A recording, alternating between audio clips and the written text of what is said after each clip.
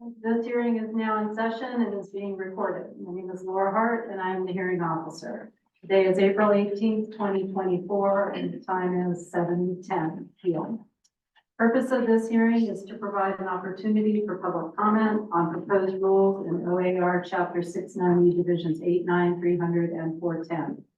In addition to presenting oral comments at this hearing, anyone may submit written comments until 5 p.m. on May 31st, 2024, which is the close of the public comment period. You may send comments to Laura Hart at Oregon Water Resources Department, 725 Summer Street Northeast, Suite A, Salem, Oregon, 97301, or email wrd_rule-coordinator@water.oregon.gov.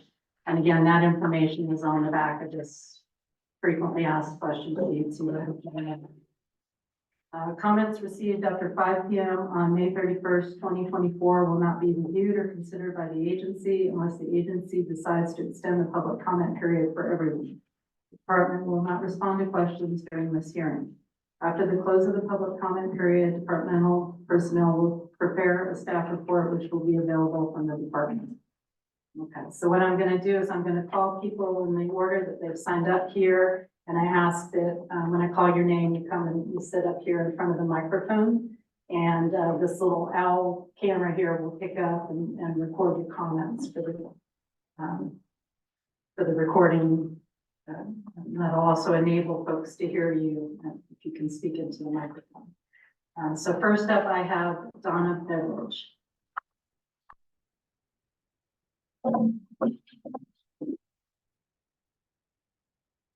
Hi there.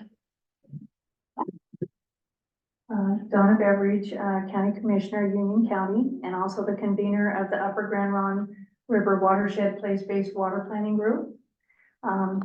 Agriculture in Oregon accounts for approximately 85% of the state's water use, which includes groundwater. While most water users are in agreement that we need to protect our groundwater from overpumping where water levels are in decline, the proposed changes go too far. Implementing a one-size-fits-all for all of Oregon is not a prudent decision and would be implementing rules that in many areas have no data to support that decision.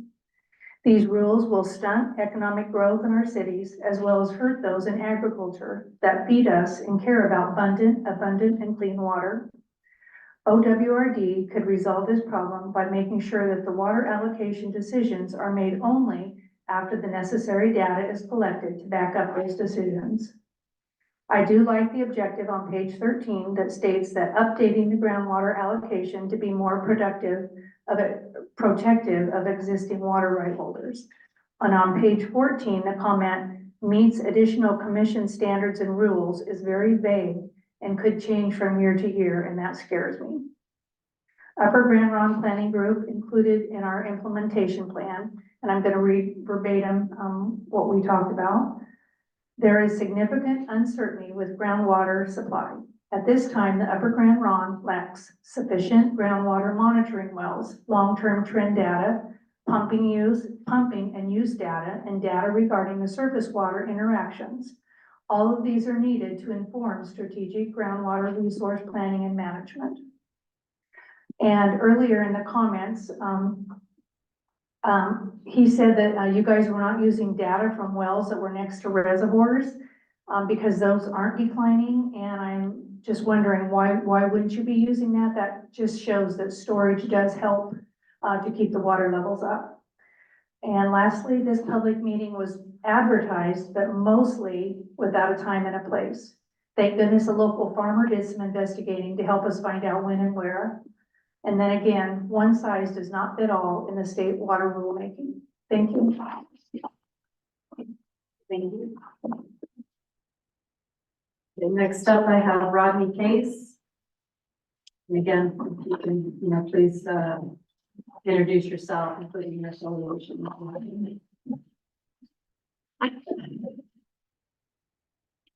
Rodney Case. I'm a private landowner, mostly dry land, and potential irrigator on that dry land. So this severely affects me. I've been affected by my house well. Recently I had to lower the pump because my neighbor drilled a well half-mile north of me and another well half-mile south of me. And consequently, I started pumping air. So yes, we do have a problem. I'm not sure that your solutions are what we need. They are part of the solution. I think we need some reservoirs to store the water that is flowing past us right now that we cannot utilize. And I would go on record as recommending that the Water Resource Department and other state agencies back reservoirs for improving our groundwater situation. Thank you. Thank you. I have a no next to Dale case. Wanted to check in and make sure. And then Dick Mason also no as far as comments. And Dale and Lisa Eisenminger have a no there. A maybe for Kurt Hubble or Howell, yeah.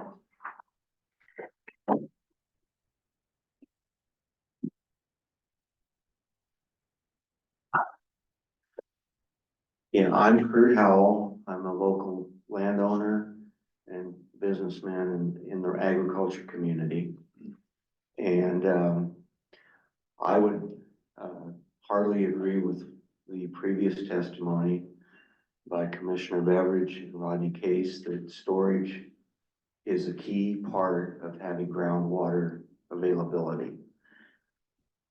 Some of us in this room have been here most of our lives, and we've seen the effects of all this, good and bad.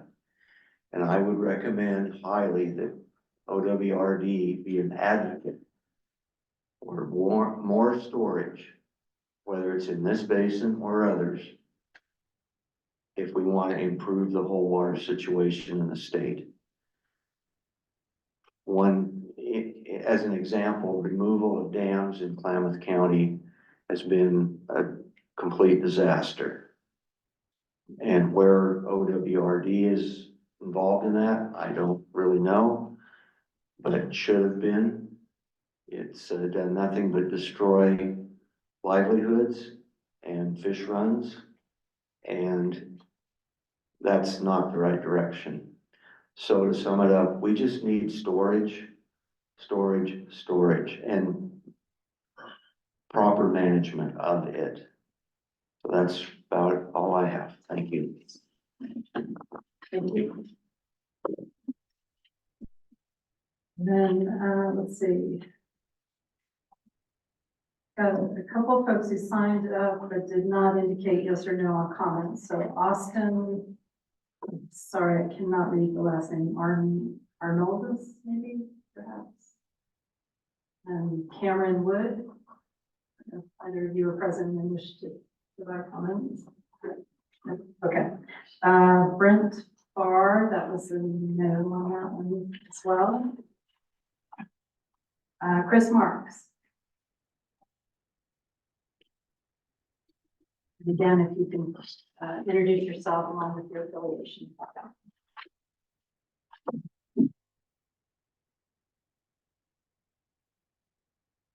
Good evening. My name is Chris Marks, born and raised in Pendleton, just over the Blues, and a graduate from Eastern Oregon. Good to be back. I serve as the water policy analyst for the Confederated Tribes of the Umatilla Indian Reservation, and will be providing comments on behalf of the Department of Natural Resources. Water is the first of the tribal first foods and is essential to the existence, health, and well-being of our communities and all other foods. Water nourishes the ecosystems that provide our first foods, the fish, the wildlife, roots, and berries that are central to our culture and tradition. Without water, the health of these ecosystems in our communities is compromised, and that's where we're at right now in a lot of places. In fulfillment of the tribe's mission to protect, restore, and enhance the first foods, including water, we work with and must rely upon the adequacy of OWRD's management and its rules. Oregon's current rules are not adequately solving our groundwater issues as they continue to grow worse. They're ultimately kicking those issues down the road for future generations who may be out of a lot more options that we currently have. And they're dwindling quickly. We need to take responsibility now before it's too late. And more areas of the state suffer from the curtailment after it's already gotten too bad and you're taking back and that's not growth, that's pulling that back. The proposed rule changes are necessary because we are draining that precious groundwater. That water is finite. By saying yes to more and more uses, we are draining the aquifers upon which our communities and ecosystems depend from below, devastating native fish, water quality, and reducing the quality of life for the tribes and all of Oregonians. We cannot continue to ignore these facts simply because improving water management is going to be challenging. It's going to require self-discipline, and it's going to require a lot more collaboration from top to bottom, and bottom to top. Local, state, federal, tribal are all going to have to work on this together. In recent years, Oregon has taken some vital steps to improve water management, develop and use of the integrated water resources strategy, specifically prioritizing understanding the state's surface and groundwater resources and meeting in-stream and out-of-stream needs, as well as ecosystem water demands. That work has led to these proposed rules are really informed by that improved understanding that they've gotten since the IWRS and the USGS basin studies, really trying to understand these resources a little bit. That information is leading us to this rule. The proposed rules also responsibly acknowledge the link between groundwater and surface water, something that's in the code, but has not necessarily been managed to do that. And we think that that's a vital step consistent with the IWRS, and we look forward to more actions being driven by that IWRS and that improved understanding of our water resources. We appreciated the rulemaking process's inclusiveness, the diverse options for engagement, and the deliberate process that the Oregon Water Resources Commission and the department went through, really starting in the mid-2010s. This has been a good, robust process. We understand this issue is challenging. Our tribal community outside of Pendleton is fully groundwater dependent. That is the only water source for all of the uses on the reservation. And so we recognize that this rule could absolutely make it more difficult to meet our future growth, our future demands. But we also rely on the ecosystem. And so it's not a choice between the two. We've got to figure out how to do both. And that's what this rule is helping us get to as well.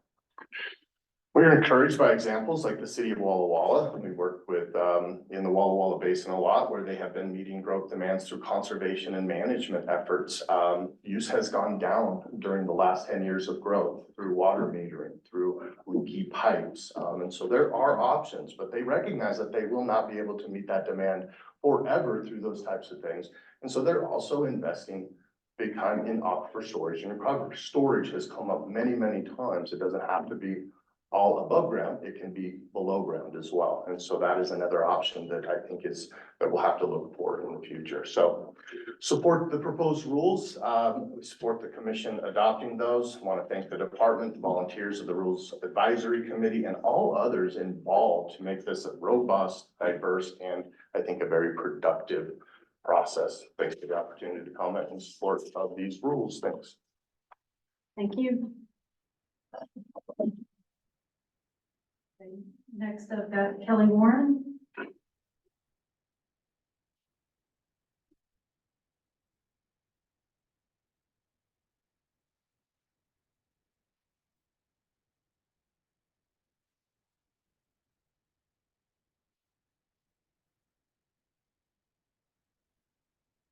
Good evening. My name is Kelly Warren. I'm a certified water right examiner residing in Pilot Rock, Oregon. I do not represent the Confederated Tribes of the Umatilla Indian Reservation. I represented the CTUIR on the Rules Advisory Committee. My testimony this evening does not reflect the views of the CTUIR and are strictly my own. I do not represent the CTUIR today. The rulemaking was conducted with the following objective and intent: to manage water resources sustainably while protecting existing groundwater and surface water rights. I agree with that stated objective, but I do have issues with the draft rules. Specifically, the methods used to determine if groundwater is available and the method for determining if a proposed beneficial use of groundwater will cause substantial interference with an existing surface water use. OWRD began the RAC with a presentation where it was stated that all groundwater is connected to surface water. This statement was pushed back on by RAC members familiar with the deep Columbia basalt aquifer formation in eastern Oregon. The deep basalt formation, the Grande, has no hydraulic connection to surface water and should be exempt from the groundwater surface water hydraulic connection analysis required in proposed Division 9 rules and reflected in the Division 300 water is available flow chart, your figure 2. And potential for substantial interference analysis requirements in draft rule Division 940. Provided the proposed well is cased to seal out upper aquifers.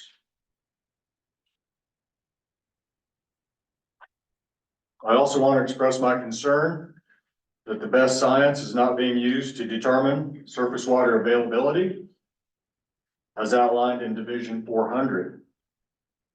Surplus water above that needed to satisfy existing rights and to meet minimum stream flow requirements. All right, surplus water is that is above that needed to satisfy existing water rights and meet minimum stream flow requirements. OWRD uses WARS, a program to determine surplus water available for appropriation. OWRD acknowledged during the RAC that the data used in the program is outdated. And I learned tonight that the period of record for that is 1958 to 1980 that's used. That's extremely outdated and needs to be updated before these rules are implemented, I believe. I understand that OWRD is working on that and has funding to update that system. Existing groundwater rights located within 1 mile of a stream and determined hydraulically connected are also evaluated for their percentage of surface water use. I believe that wells determined to be hydraulically connected will be evaluated based on their permitted quantity and season of use, not their reported or actual use. Paper water versus actual use. While I agree with using the potential quantity of a water right in the analysis, abandoned water rights should not be included in the surface water budget calculations. Paper water, or debited against the available water in the stream. If the water right meets the criteria for cancellation under the 5-year use it or lose it rule, the water right cancellation should begin in order to eliminate those who are banking water in favor of new beneficial uses that will benefit the local economy and allow people to use that water as they currently want to versus somebody that's just holding a debit on that surface water account. That concludes my comments. I appreciate the opportunity. Again, I want to repeat, I'm not representing the CTURR with this testimony. Thank you. Okay, I've called everybody who's signed up. I did see a gentleman come in later, after we started. I'm not sure if he signed up to provide comments. Okay, so is there anybody else here today that would like to provide any comments? Okay. All right, so thank you for coming and providing us with your comments, and the hearing is adjourned.